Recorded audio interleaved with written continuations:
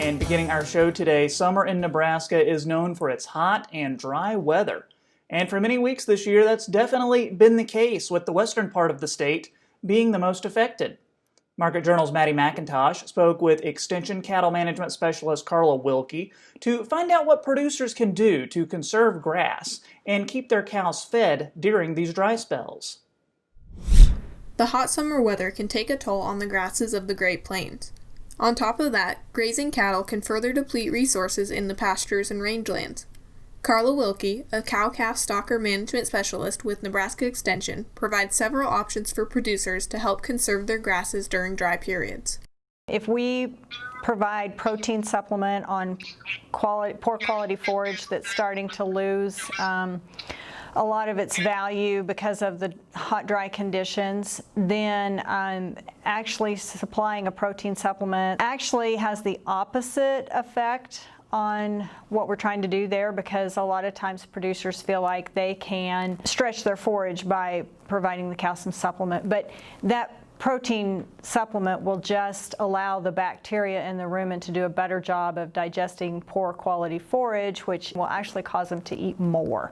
So that's not a good option, just feeding a protein supplement like that. One thing that we have done some research on is mixing something very palatable and high quality and a very poor quality forage, and feeding that on the pasture can substitute some of the grass that they would normally eat. It is a way to stretch some of the pasture early in the season. That's not really a good option once we know that the pasture's done. That's not gonna prevent overgrazing at that point.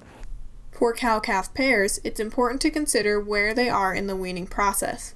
If not early weaned, confining to a separate section of the pasture may be the best option.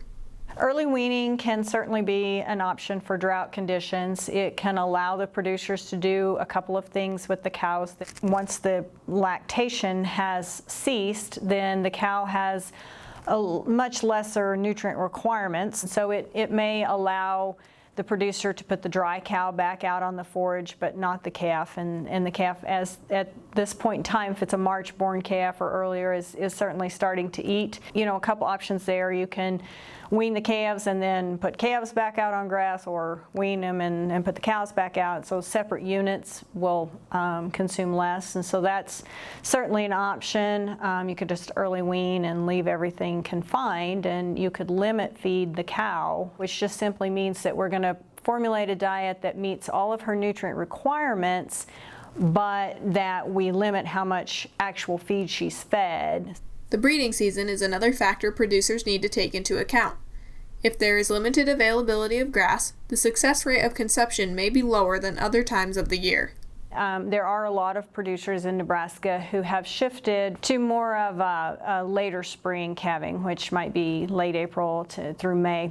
And so that puts the cow on a decreasing plane of nutrition during a time that she's trying to rebreed. And so some supplementation for that cow may be necessary to keep her on a parallel, or at least, you know, an increasing, if not just constant, plane of nutrition, so that she will continue to cycle and get bred with that next calf. And so that may be of concern to producers as well.